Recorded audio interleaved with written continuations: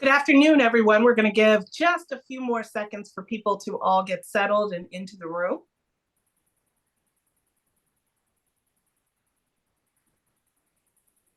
All right. My name is Nicole Venable, and I'm a Senior Vice President at Invariant, and I am excited to welcome you to our dialogue for the latest installment of our Dialogue for Change series. This one is called Unpacking the Tri-Caucus Calls for Recommitment to DEI. Invariant's Dialogue for Change series facilitates conversations on diversity, inclusion, equity, and belonging for companies and members of the policy community interested in engaging in relevant cultural and business issues. After George Floyd's murder in 2020, corporate America made renewed public commitments to diversity, equity, inclusion, and belonging, collectively pledging over $50 billion to address racial inequities across the country, as well as promising to hire more people of color and reevaluate hiring and promotion procedures. Recently, several caucuses on the Hill called upon corporate America to recommit to diversity, equity, and inclusion practices. And today we're excited to have the executive directors of the Congressional Black Caucus and the Congressional Hispanic Caucus with us to discuss their goals, unpack expectations for corporate America, and outline a potential path forward. Before we begin, I'm pleased to introduce our two speakers, Vincent Evans and Dr. Angel Colón-Rivera. Vincent Evans serves as the executive director of the Congressional Black Caucus. He oversees legislative policy agendas and managing external and political affairs for the caucus's 60 members of Congress. And this is not an easy feat, given this is the largest that the Congressional Black Caucus has ever been. Previously, he served as deputy director in the Office of Public Engagement and Intergovernmental Affairs for Vice President Kamala Harris, where he facilitated dialogue between the administration and the American public. Vince was also recognized as a young Black changemaker by Next Gen America in 2022, the nation's largest youth voter organization. And he is a Florida native, and I know that he is a proud graduate of Florida A&M University, as we like to call it, FAM. Dr. Angel Colón-Rivera serves as the executive director for the Congressional Hispanic Caucus. And previously, he held roles at the U.S. Department of Commerce, including the chief of Congressional Affairs for the Census Bureau and acting deputy assistant secretary for legislative and intergovernmental affairs. He facilitated vital communications between the Census Bureau and members of Congress, offering strategic counsel on legislative and intergovernmental matters. And prior to that, he served as one of the other things that he did was to serve as a senior advisor to Senator Bob Menendez, leading efforts on the Senate Democratic Hispanic Task Force and advising on Puerto Rico, the census, and corporate diversity. So again, thank you, gentlemen, for joining us today. And we want to start by setting the stage just a little bit. So let's start the conversation about why your members of the Hispanic Caucus and members of the Congressional Black Caucus are calling for renewed commitment to diversity, equity, and inclusion. Vince, maybe I'll kick it off to you. Vincent. So thank you, Nicole. Thank you for having us here, both my colleague Angel and I, for a dialogue for change, and all of the folks listening today. The why is fairly straightforward, right? In the wake of last year's Supreme Court decision on affirmative action, all of us have watched intense and renewed efforts, particularly by those on the right, to roll back tools of opportunity that so many people of color in this country have enjoyed over a long period of time. We saw after last June's ruling by the court, conservative attorney generals send letters to corporate America, as many of your corporations, I'm sure, received those letters, making the case on why you should end, your client should end DEI practices. And so this is a well-funded, well-coordinated attack that we have seen. It is relentless. It is hard-charging, and we believe that we have a responsibility to respond in this moment. We've seen as an example the Fearless Fund, which I'm sure many of you have heard about. I went to college with the founder of the Fearless Fund, Arian Simone. I could have never imagined all these years later that our worlds would bring us back together in this particular way, not certainly for something like this. But less than 1% of all seed capital goes to Black women businesses. And that's what they were trying to do. And the idea that they should now find themselves in federal court over this is frankly absurd. And so our reasoning is because we have a responsibility. The conscience of the Congress, 52 years old this year, as Nicole noted, 60 members strong from every corner of this country, 57 members in the House, 3 in the Senate. If not us, then who? And that certainly, I know how my colleagues and brothers and sisters in the CHC feel. We have to push back. We cannot just sit idly by and watch these tools taken away from us. Angel? Yeah, I mean, first of all, thank you, Nicole, and thank you for the Invariant group for hosting us today for this very important dialogue. I mean, I don't think I could have said it any better than Vince in terms of like what we're facing today with regards to the pushback to DEI efforts. With regards to the Hispanic community and the community that the CHC is charged with uplifting and watching out for their rights. Right now, if you look at it, 1 in 5 Americans identify of Hispanic heritage, and we're looking that by 2060 that'll be 1 in 4. Right now the country is moving towards a majority minority population, and I think with regards to the Hispanic community, we've seen attacks on our immigrant communities, the communities who we most associate with some of the hard working, farming our communities, taking care of our children, the jobs that your typical American won't do. These are the jobs that the Latino community is very invested in. Not just the immigrant community; these are also Latinos who are American citizens, and so I think with the Hispanic Caucus, and particularly with this effort that we're doing right now, this concerted effort that we have right now is not only reminding corporate America that that this is there's a need for this, there's a need for equity within not just the people who are at the top, but also is remember who it is that puts food on your table. Remember who it is that's at the very bottom rung of the workforce. And it's about creating an opportunity. It's about allowing that space to, those workers at the very bottom rung to move up in the ladder. And so I think right now is I mean, we're probably years too late in terms of the concerted effort from the Hispanic Caucus. I mean, even though individual members have led these issues as part of their membership to the Hispanic Caucus, but not as a collective. So, I think right now, if not now, when, right? Right. Well, I think both of you touched on this. This is a corporate imperative, and it's not because this is something we want to do. I think corporations, especially right after 2020, recognized it was something that they needed to do. And it really is about the bottom line, right? It's about global competitiveness and actually being able to speak to the constituencies or the consumers that they need to. Vince, this letter that the CBC actually sent, the call that they sent to corporate America, you've now received back some feedback. What are the next steps there? And what do the members, I think, hope comes out of this process by the end of the year when they're going to see a report from you all? Yeah, so we, as you all know, many of you responded to it. And if I haven't said it publicly, or the chairman, Congressman Stephen Horsford of Nevada, let me say thank you. The response has been overwhelming. I think in the initial stages, many of you were worried about what this was.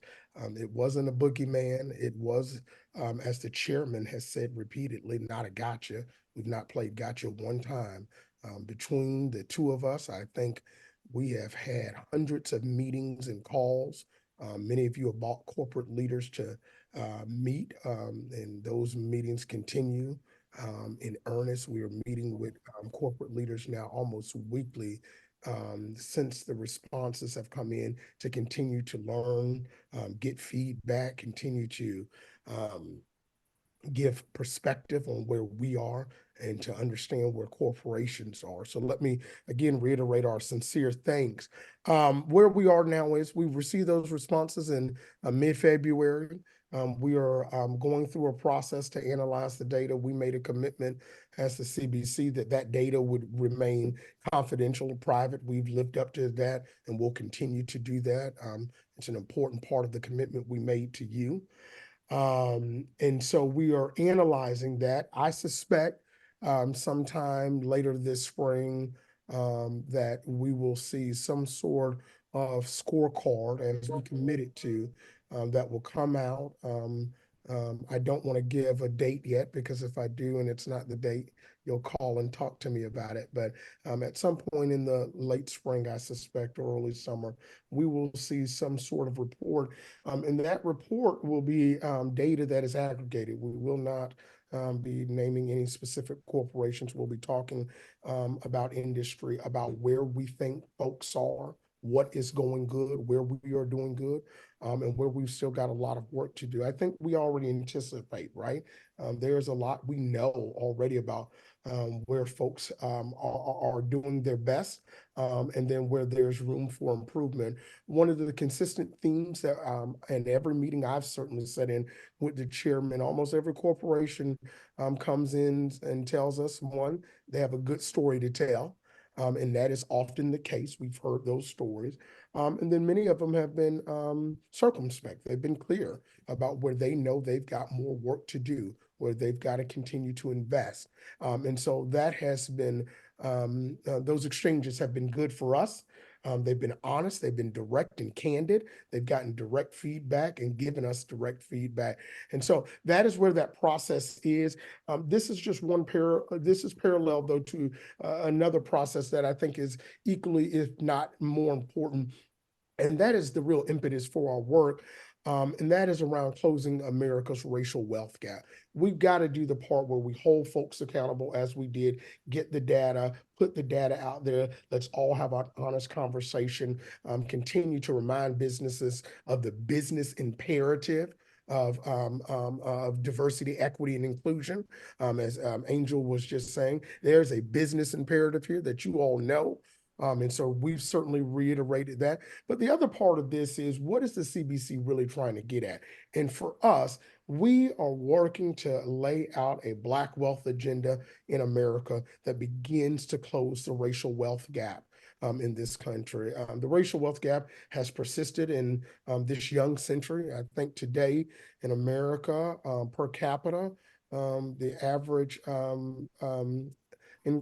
wealth income for a white family is $244,000 compared to $244,000 compared to a Black family of 44,000.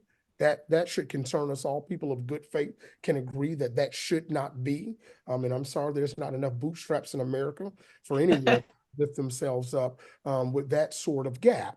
And so we've got to do more. And so last week, the CBC introduced a resolution in the House and a resolution in the Senate focused on America's Black wealth agenda, and it will lead our work for the rest of the Congress. There's 6 component parts to it, and we are hopeful that in a majority next year, where Congressman or Leader Hakeem Jeffries is Speaker Hakeem Jeffries, this will be part of our day one agenda as a caucus. And so if you haven't had an opportunity to see that resolution, please do. I'm very proud of the fact that it is sponsored by all 60 members of the CBC, the 57 House members and the 3 United States senators. It was introduced in the House by Chairman Horsford and Senator LaFonza Butler. in the Senate. And again, we're very proud, 100% of our members have signed on to this agenda. So that's where we are. We're doing the accountability part, scorecard is coming. We're also laying the groundwork and framework for this larger work that we must do around closing America's racial wealth gap and building an agenda focused on work, wealth, and wages.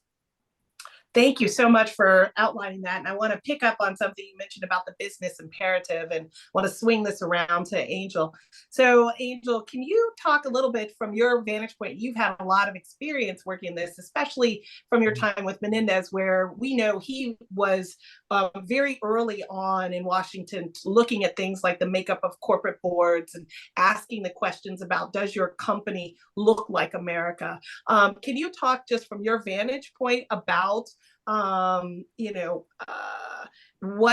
is it important for corporate America to take actionable steps, and what is the role that you think companies should be playing here? Because that's I think in terms of the backlash, the essence of the question.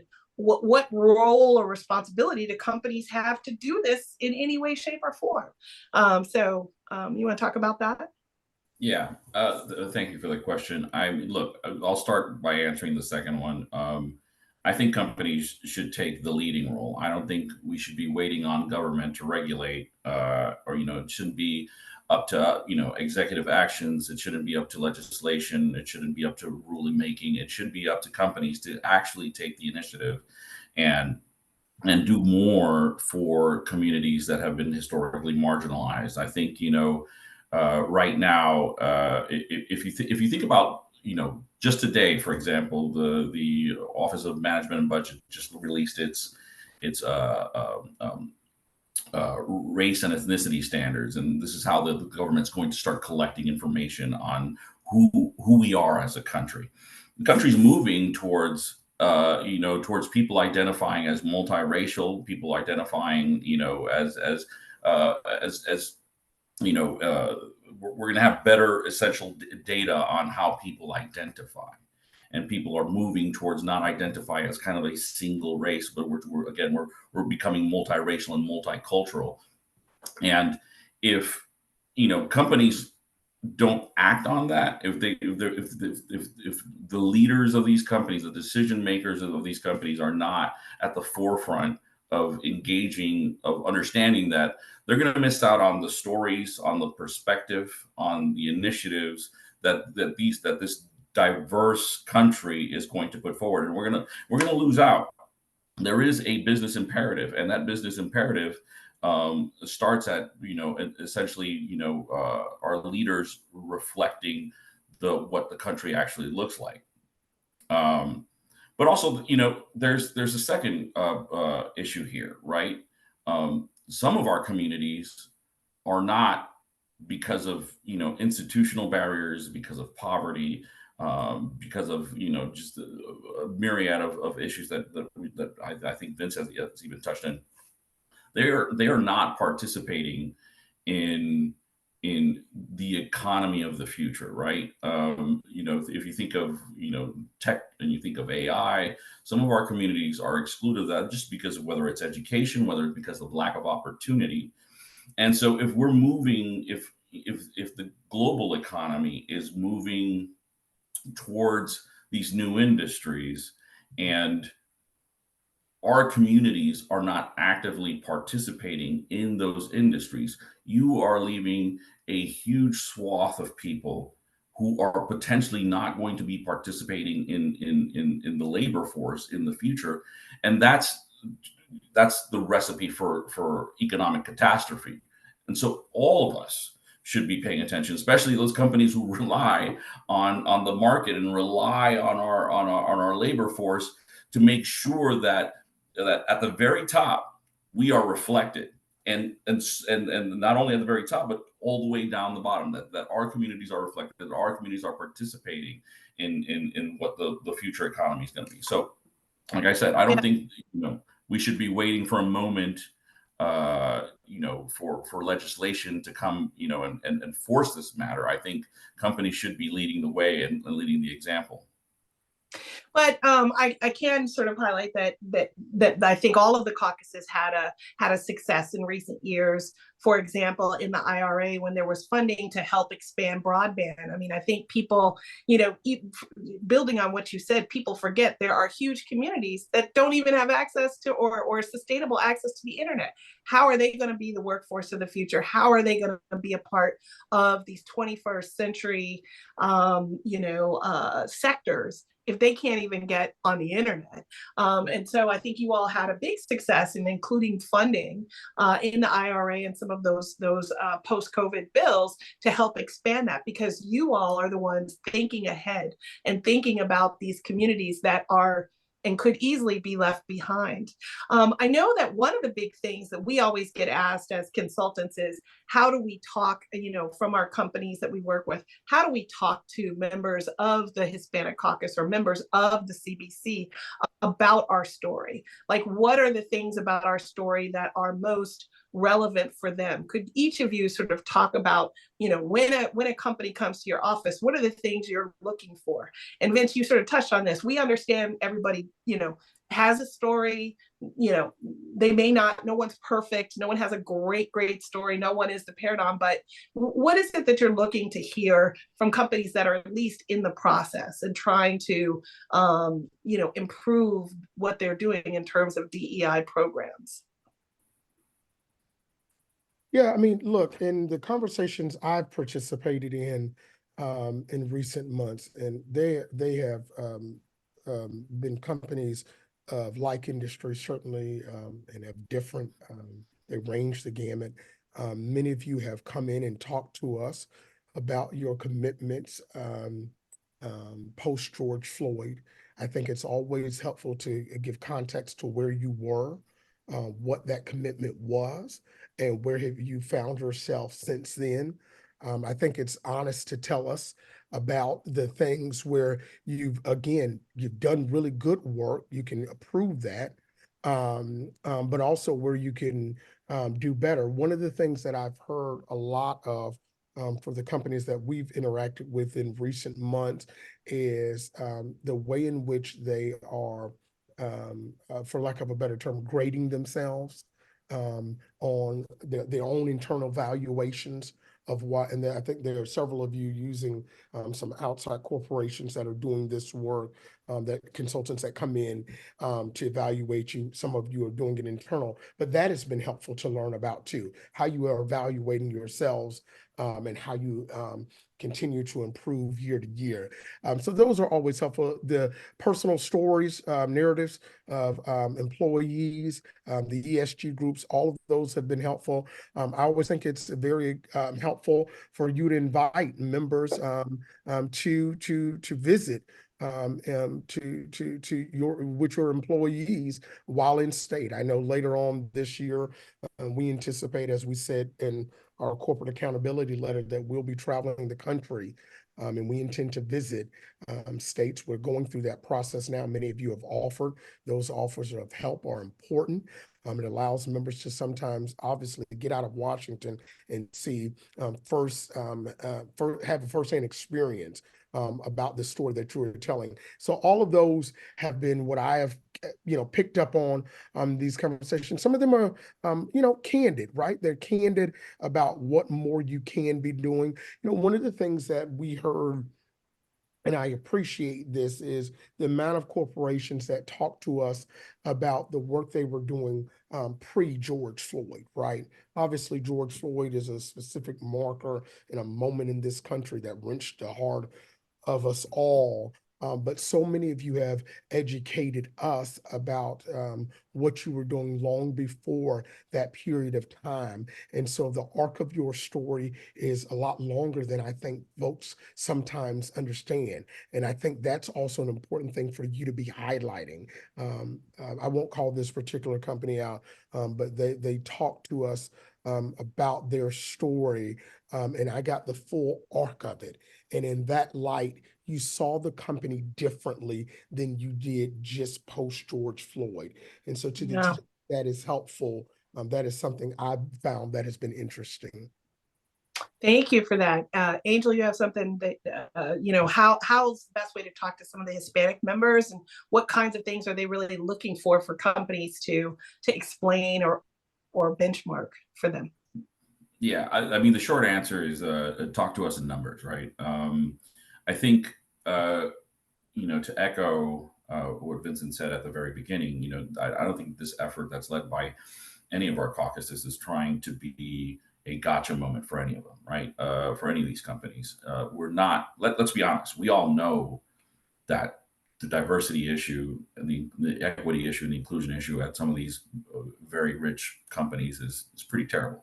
I mean, like there's some companies who do very well. But if you look at the collective, at least, it was the case in 2018 when I was doing this, it's pretty bleak.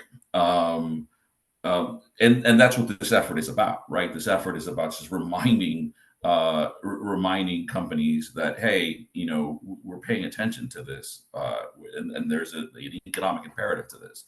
So when I think, honesty is the best policy. When you come and talk to, to some of our members, I think, the Vice Chair of Diversity and Inclusion, Mr. Gabe Vasquez, and the Chair of CHC, Congresswoman Nanette Barragan, they're looking for honest, an honest conversation about where, individual companies are on, when it comes to these initiatives, right? Tell them about how many, just the questions that we have in our letter, right? Like, tell me about how many Latinos do you have in your corporate boards, in your C-suites? Tell me about your investments in minority, owned and women-owned businesses. Like how many of those businesses are reflected in your supply chain? How many companies, how many professional services that are minority or women-owned do you employ? Like, we can go from like, who is cleaning your offices? Is that owned by a person of color? Or is it, one of these big companies? Are we just reproducing the cycle of wealth here for only an exclusive amount of communities? Who's doing your lobbying? Is it a small shop that's owned by a person of color, or a woman, or a person of color, or is it just the recycling of wealth, right? So I think when the CEOs and like the federal affairs people come to talk to to the members of the Congressional Hispanic Caucus, what we want to hear is the honest answers. Speak to us in numbers, because that also tells them, hey, that your numbers, and that you have a metric by which to hold yourself accountable. If you don't know your numbers, then then you can't hold yourself to be better at a point, and that's ultimately the message that we're trying to to convey and deliver, right? Like we need to be better, all of us. Right. So I think both of you make a good point about like focusing on the data, right? The data talking about where you were so that you can tell the stories over time, the data so that you have benchmarks so that you can show that you're making progress, and the data also so that you can respond back to the critics as to why you're doing that. Because again, you both have made the case here, when you're talking about why it's important, and you say less than 1% of female-owned firms receive venture capital money, then why in the world are they being sued about this and saying that is somehow harmful to the 99% that are getting the benefit of VC monies? You can't sort of like critique the data when it's right there in front of your face. So on that, what do you all think are some of the best ways that companies can really support the work of your member caucuses?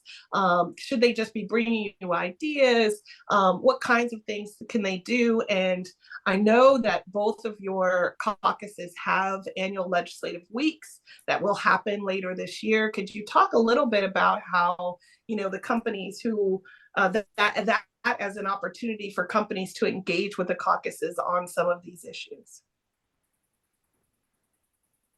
I'll go. Vincent, I'm going to turn to you. So look, I kind of pose that question back to the companies. What can you do?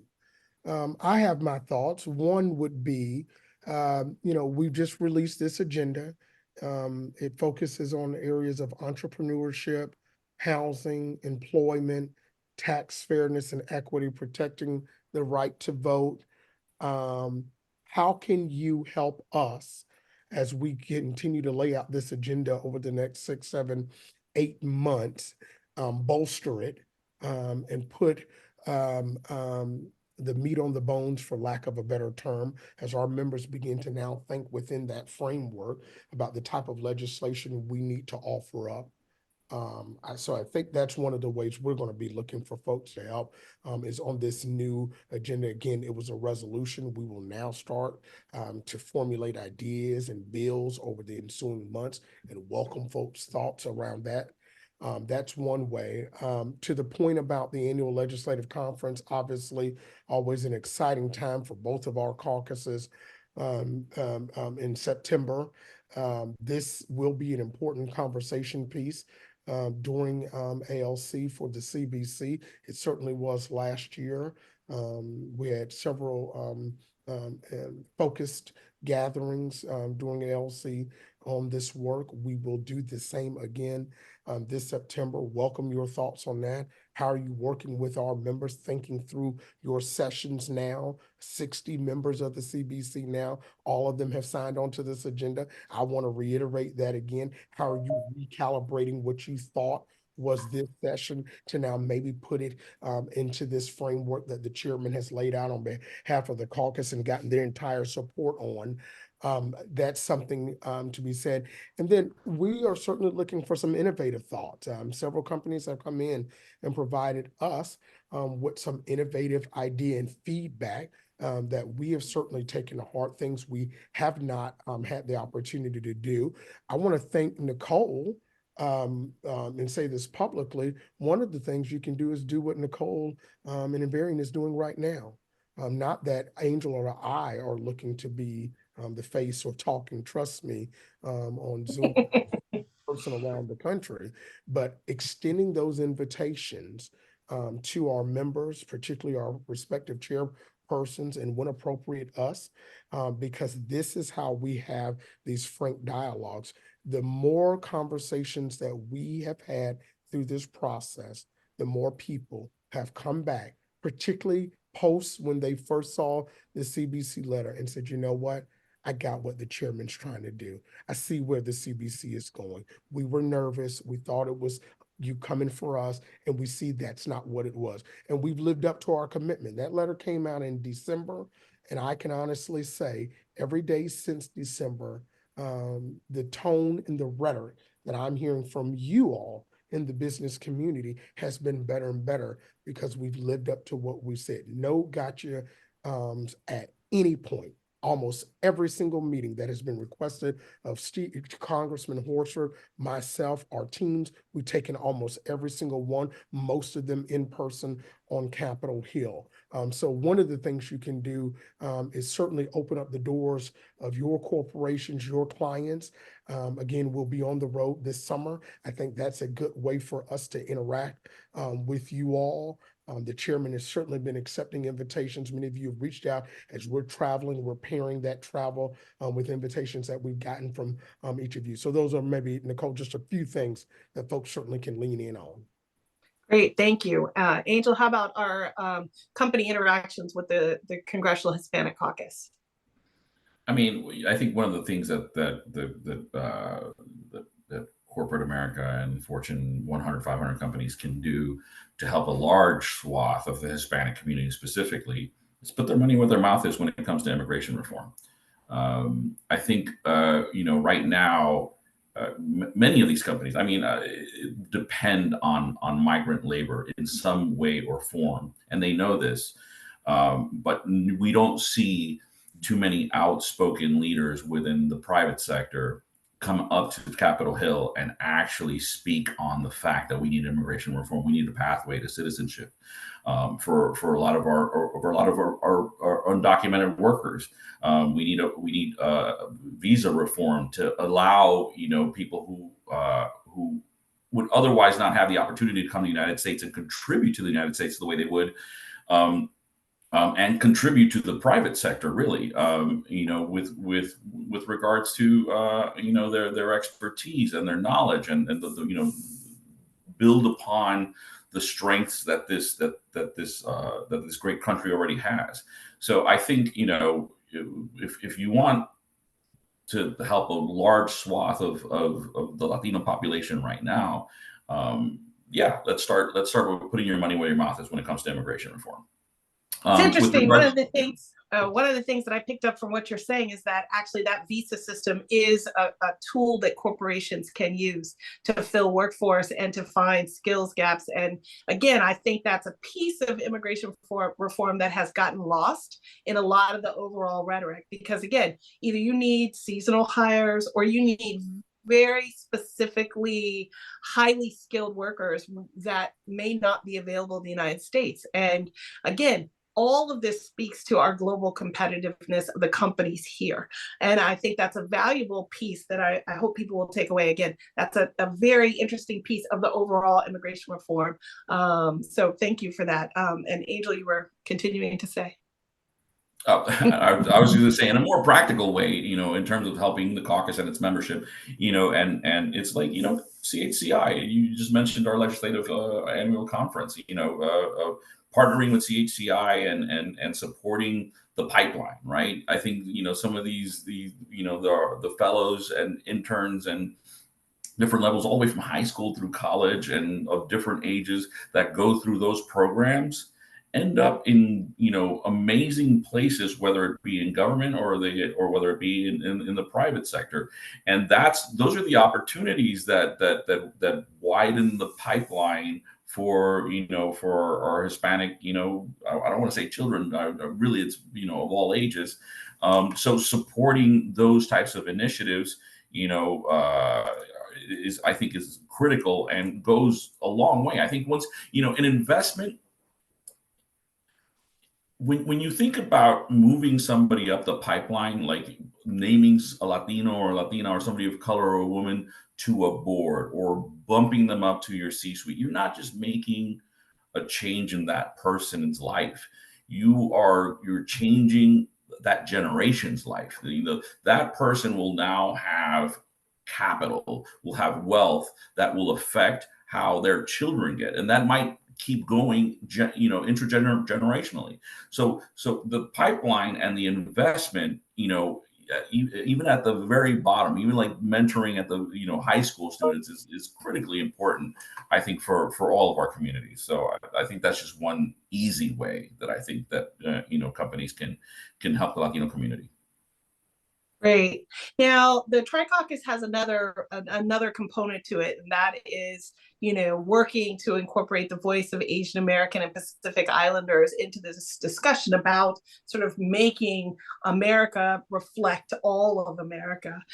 Could you, and we did invite the executive director of the Asian Pacific Islanders Caucus, but due to some scheduling issues, she was not able to join us today. But could you all talk about how the Tri-Caucus is moving forward as one sort of unit, how the members see themselves moving forward as a full Tri-Caucus? Well, I can start there, like as the newer of the executive directors in the group. I think I've seen a lot of collaboration amongst the Tri-Caucus. I think there's a tangible agreement and understanding that if this issue affects one of us, it affects us all. So and that as a collective, we are a force to be reckoned with as a voting bloc.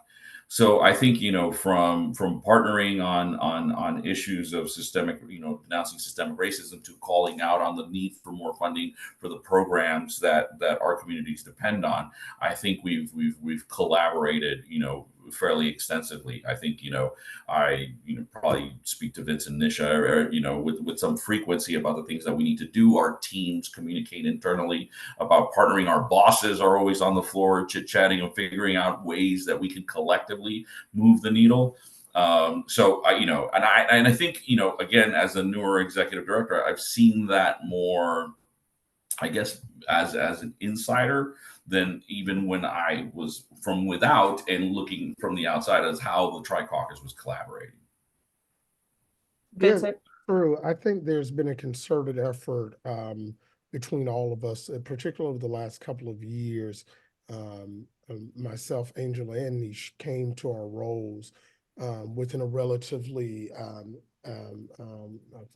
close time to each other. Nish and I were around the same time, and we work closely together regularly, and our teams do. There is always a Tri-Caucus letter or briefing. There's never enough time.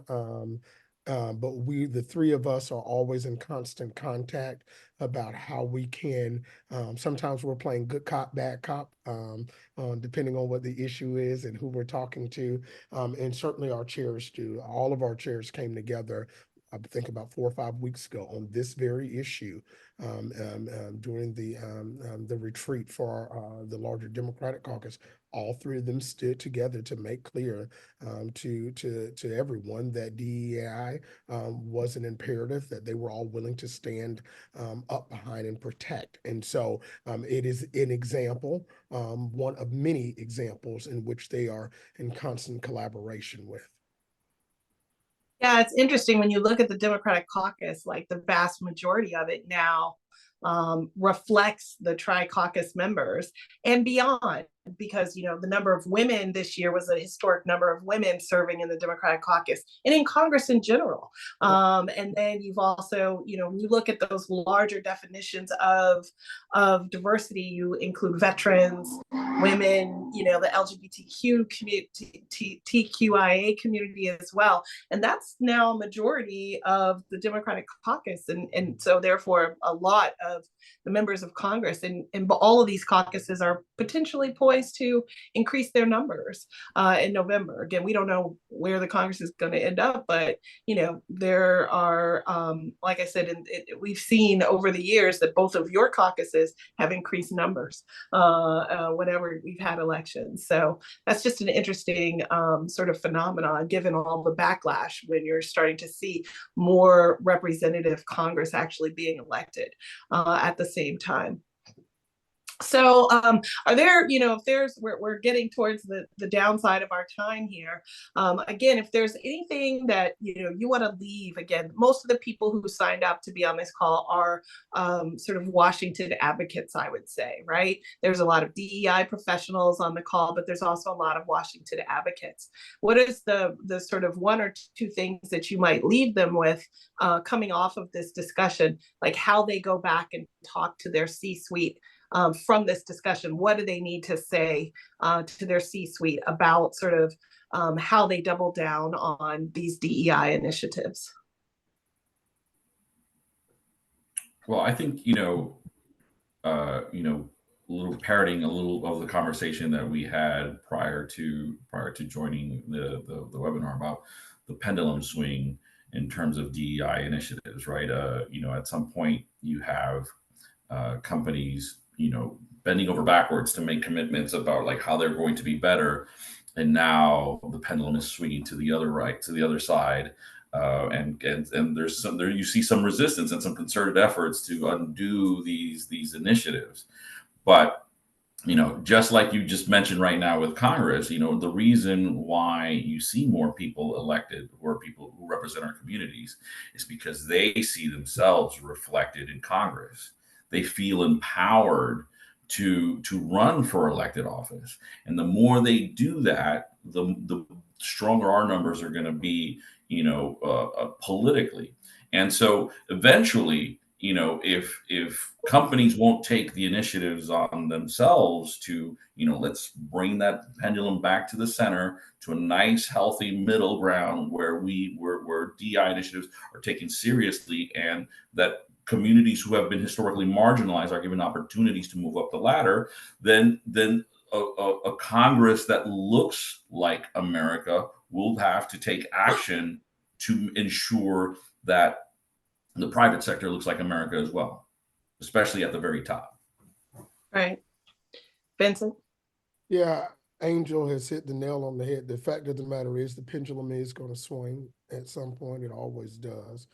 And it will swing back to the position of where we are right now. The majority next year, I believe, will have our folks in the majority. It is better to get on board now than to get on board later.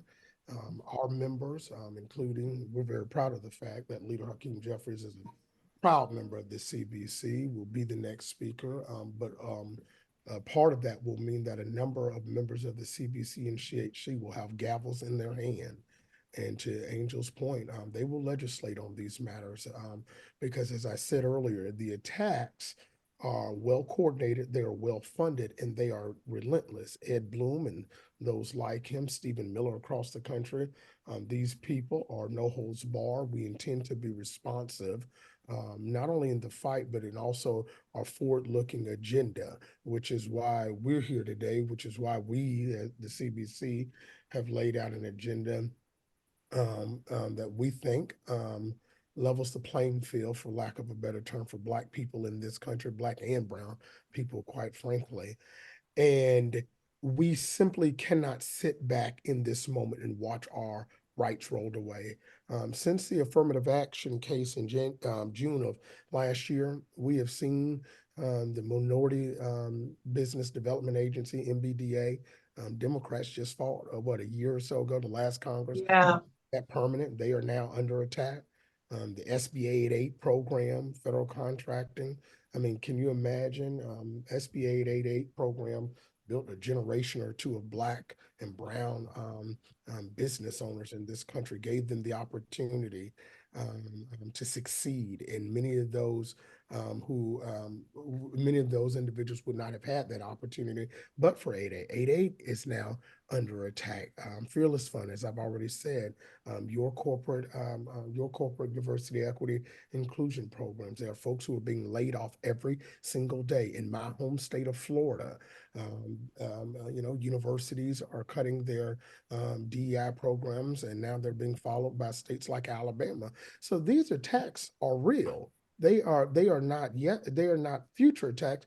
They are attacks that we are watching here. And it'd be a dereliction of our duty as the conscience of the conscience. It'd be a dereliction of our duty as the Tri-Caucus to watch this happen and not fight back. We are in a serious fight now.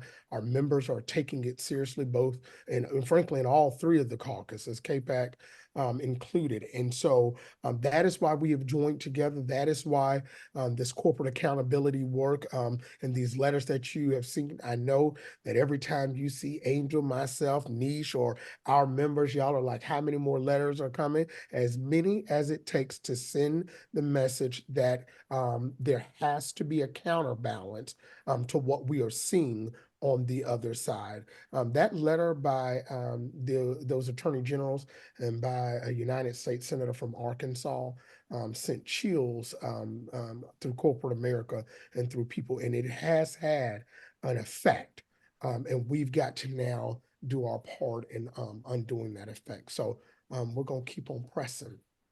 Yeah, and Congress has not been immune. We saw a lot of headlines recently about how the House majority really stood tall to eliminate the House's Office of on Diversity and Inclusion. Do you guys, again, I didn't let you know I was going to bring that up, but I mean, I'll just put that out there. I don't know if you have anything you want to say about that, but I know from the perspective of some of us downtown that have been working for many years to ensure that Capitol Hill and the people who work there also reflect America. That was a very sad thing for us to hear that office was going to be defunded.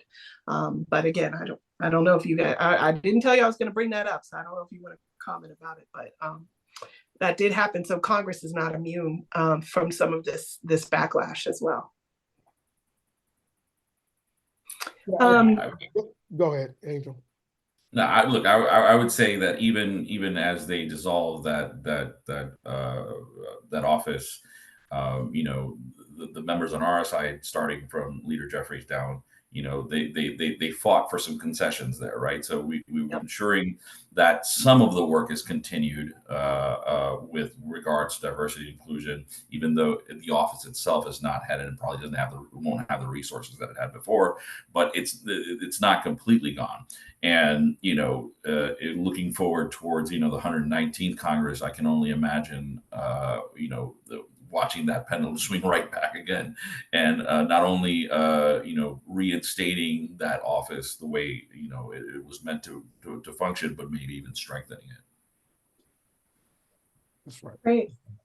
Any last words that you all would like to impart upon or to some of our clients and friends of the firm? Again, these are folks who are, I would say most of them are very actively engaged with your caucuses right now. And I think you've given them even more reason to continue that engagement. But anything else that you want to leave with them on the importance of engaging with the 3 caucuses on the Hill